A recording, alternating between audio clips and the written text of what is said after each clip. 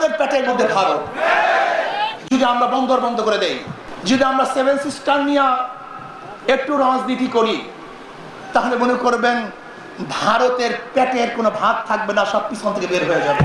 আজকে ক্ষমতা যাওয়ার আগেই বাংলাদেশের হাজারো গরিবদের রিলিফের চাল যাদের গোডাউনের মধ্যে পাওয়া যায়, গরিবদের হাজারো রিলিফের চাল যাদের খাদ্য গোডাউন বোঝাই করে রাখে, ওই লুটের এবং দখলদারদেরকে বাংলাদেশের মানুষ দ্বিতীয়বার ক্ষমতায় নিবে না।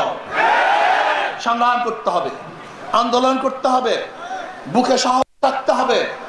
মাত্র 2000 মানুষ যদি শহীদের বিনিময় ফ্যাসিস্টকে দেশ থেকে তাড়াতে পারি, মাত্র কয়েক হাজার মানুষের যদি পঙ্গুত্বের মাধ্যমে, অন্ধত্বের মাধ্যমে, অ্যাসাল্ট হওয়ার মাধ্যমে ওই শেখ হাসিনাকে দেশ থেকে তাড়াতে পারি, তাহলে ইনশাআল্লাহ বুনিয়ান মারসুস হিসাবে আমরা যদি দাঁড়িয়ে যাই, তাহলে বাংলাদেশে আমাদের সামনে কোনো চাঁদাবাজ থাকতে পারবে না, তাড়াতে পারবে না, সাহস হতে পারবে না।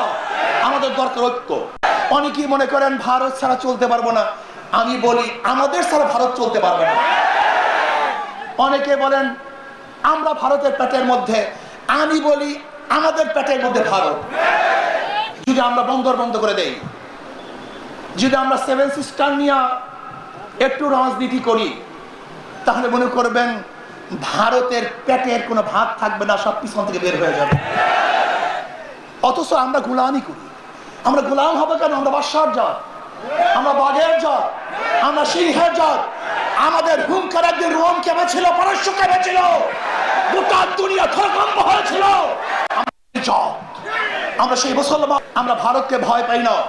ভারতের গোলামি আমরা করবো না, দালালি করবো না, বরং ভারতের দালালি করে পাঁচ চিতেরার ক্ষমতা থাকতে চায়, ওদেরকে ভারতে পাঠিয়ে দেবো, বাংলাদেশে থাকতে দেবো না।